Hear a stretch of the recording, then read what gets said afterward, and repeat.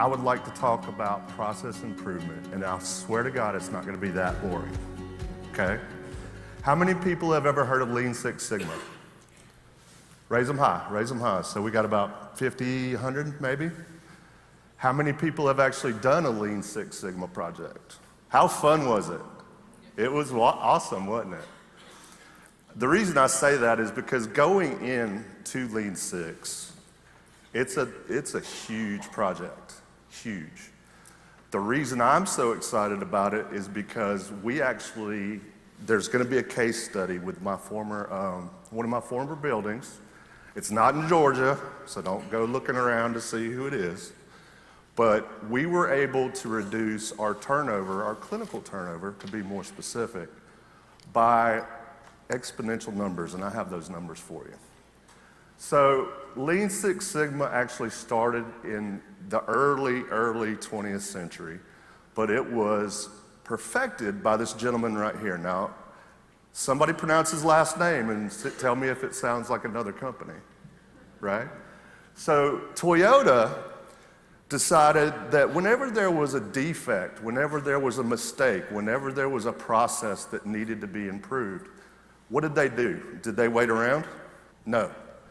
They stopped the line. They literally have a pull cord, like if you've ever been on a subway, they have a pull cord, and they fixed that problem right then and there. Hence, what does Toyota make? Cars and trucks. Why are they number one? They've perfected this process. They took Henry Ford's idea of the assembly line and they perfected it. So what they did is they eliminated waste, they assured efficiency, and they make cars that are on top almost every single year. It's either them or Honda, and I have one of each, so I'm winning both ways. So this is 6 months of information put into 6 minutes of information.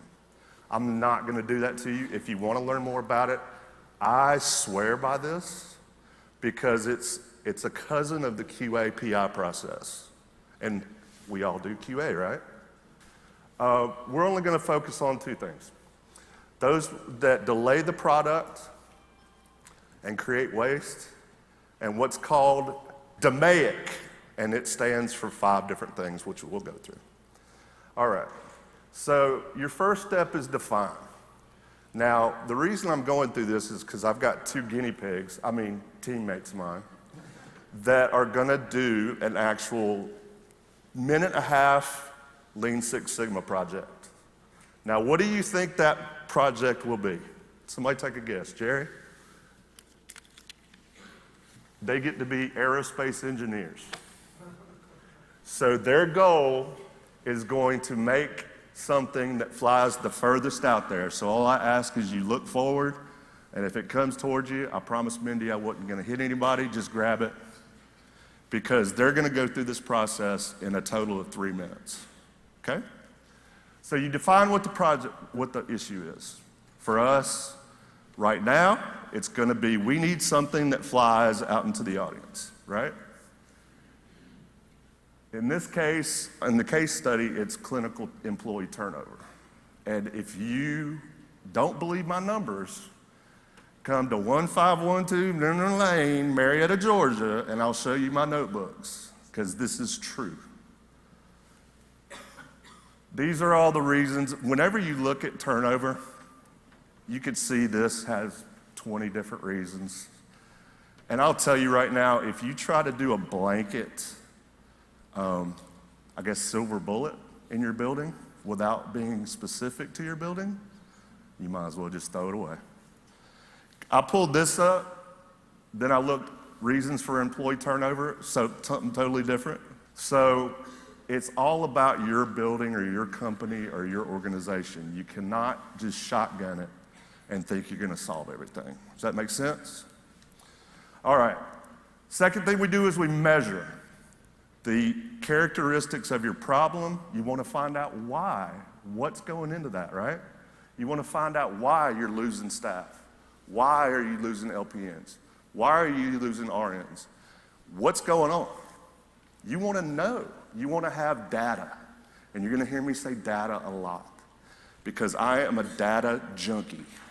My favorite saying when I was working with another company is you don't worry about the 5W how, you just worry about the 5 Ws, which is why. I think that was 6. But that's the main question you want to ask. Why did it happen? Why are we thinking this? Why did this person not come in? Here's some more reasons people quit. Still not right. Analyze. What do you do with data? You analyze what you've taken in. Now, I'm sort of skipping around on my slides, but it all ties in. You do not want to go by gossip. You want facts, and only facts. You don't want anybody to tell you, well, I know Miss So-and-so, and she's always been a bad employee. Oh, she's worked here for 30 years. We can't do anything with her, right? Have y'all heard this kind of stuff before? But yeah, you don't go by what you hear. Now that's part of it, right?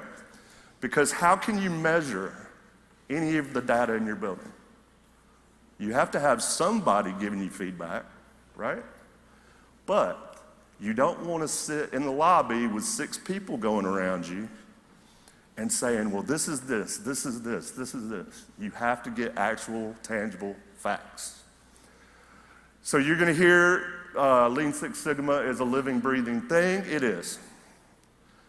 I hate to disappoint you guys, but you're going to start out with an idea that you think is the reason for everything that you're trying to fix. And I've done 6 of these. Every single one was wrong. Every single one was wrong until you dig. Because you have a rehospitalization problem, right? How many different things could go and contribute to that problem? 50, 100? So you always have to start with a general idea and then cone it down. And you've got to drill down to what your actual problem is. Lean Six Sigma is a living, breathing thing. And you always want to tweak it, I always say, and try to find out what the actual problem is, okay? Last is control. In the DMAIC, it means you don't want to backslide, right? You don't want to do all this work, put in the energy, put in the money, put in the talent, put in all this other stuff, and then backslide. Do you? You want to be able to hold it where you are and keep the improvements going. All right, I need my 2 volunteers, Jasmine and John. Thank you very much. Give them a hand for coming up.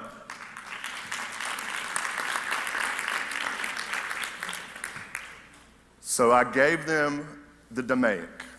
So what's our problem? We define what we need to do, right? What do we need to do? Make something that flies the furthest. You want to use it? Yeah. So I'm going to keep going while they're aero engineering, I guess it's called.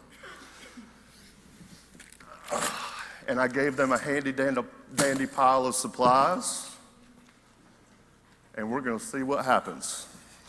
So this next slide, if anybody wants it, if anybody's interested in Lean Six, I will give it to you. But it's just what we talked about. Develop your process, stick to it. Eliminate your defects. Create workable action plans. Wherever we heard action plans before, right? It's in our QA. And then revise as needed, and then you have people on the string. So this is all that I've been talking about. Like I said, if anybody wants it, I could certainly give it to you. It shows you the whole process, but it's a lot of stuff, so I didn't want to overwhelm you, okay? This is what happened before we started our Lean Six process. I went into the building. I was just a good old boy from Georgia. They thought I was weird, which I am. And they said, well, what are you trying to do? And I said, what's your number 1 problem? What's your number 1 problem? Well, we can't keep CNAs. Now, this was out in Texas. And out in Texas, they don't have the certificate of need rule. So guess what happens in Texas? They slap up a nursing home on every corner. There's more construction in nursing homes than in hotels. So they don't have to apply, they don't have to do anything. Paul can go, hey, I want to build a nursing home right there. Buy the land, slap her up. That's it. So to hit back on Jasmine, not only were we competing with restaurants and other vendors and Quick Trips and all that good stuff, we had 4 nursing homes within 500 yards of our building. Now, if you don't think you got competition for that, it should be noted that Texas averages about 79% occupancy because everybody slaps up a nursing home. So this is what I heard. Oh, they're just a bad employee. Oh, the facility down the street's paying $2 more an hour. Y'all haven't heard any of this, have you? She wasn't going to work out anyway. Don't you love hearing that? Has anybody actually heard that? Well, then why the heck did you bring her on, right? And then the millennials. Everything is the millennials' fault. Well, you know what? It's not. Y'all raised them. They're y'all kids. I don't know how to even make an airplane. All right, well, let's... And he clearly YouTubed this.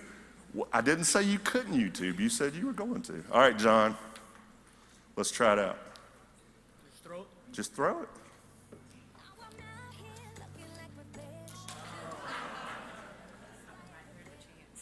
I'm not going to pick on him.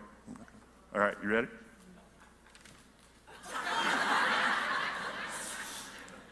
All right, so this is going to be really easy for me. You know the process, you know what went wrong.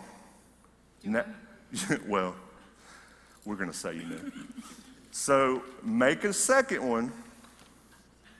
Make a second one that's going to improve on your results from the first one. Okay? So while they're making, the first one was a dry run. Don't worry about it. So we started the process. What did I say is the most important thing to get your information from? Starts with an F, sounds like acts. Thank you. Facts. So we found out, look at that number, 112% turnover. 112. I was a dumb country boy and I said, you can't go above 100. We found out that clinical staff was leaving before their 90-day period, okay? We actually asked the staff that were new hires. We had what's called listening sessions, and we asked the staff, what's wrong? Why are you leaving? Why you want to leave? Okay? That's a new concept, right? Actually asking the people you're trying to retain. We utilized all of our information, and remember, it's a living, breathing thing. So we kept making changes. We tweaked where we needed to. I hate this saying, but we thought outside of the box. We had somebody that was in school, so she needed to come in an hour late. Sure, we got you for an 8-hour shift, right? And then we continued to tweak the process. Here's the results. Now, if y'all aren't impressed by these results, I don't know what to do with you, because I was surprised. So first 2 months, 112% to 72%.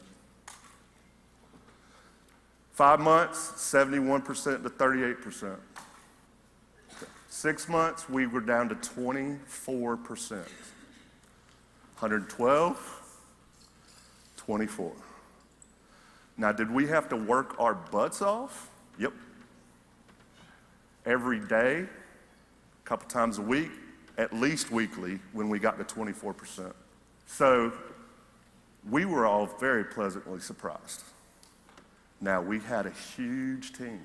We had people that were new hires. We had management. We had regionals. We had corporate. We had me. We had my DON. We had volunteers. We had activities. They all came, and we had this every week. So what did we find out was true? Now, we know that we have bad employees. We shouldn't have hired them, right? They leave. They're a millennial. So we actually found out that none of the data that management gave me, not one single iota, was true. All the reasons that they identified were totally false. We found out that the CNAs, the LPNs, the RNs wanted to work at our facility, and they weren't trained. That should be on everybody's mind. If you don't train your people, just like Jasmine said, if you don't train your people, shame on you and you and you and you and you and you and you. Whoever doesn't train them, set them up for success, right? So I really was going to play Jackson 5. It was not easy. Looking back on it 3 years later, it was easy, but it was not easy. It was huge. But we listened to the new hires, we listened to everybody, and we created a retention and recruitment committee, and we did events. We then found out that all the disciplines were involved, just like I said, and then we implemented everything we did. Now I've got to wrap it up, so I'm going to go really quick. Your team needs to revisit. It's a living, breathing thing. Go ahead and throw. Don't be afraid to be creative, thoughtful, adventurous, and involved. Oh man, his is weighed down for bear. All right. I get what you're saying. Tony wants to play. Oh, Tony, go ahead. Okay. So while they're doing this, what were the rules? That was terrible. You had to create something that flew, and you had to get it the furthest away, right? So that's the only rule. Did I ever say it had to be a plane? Did I ever say it had to be aerodynamic? I think I just won. So sometimes you overthink, but if you eliminate the waste, you can get what you give. Thank you, and go Pirates.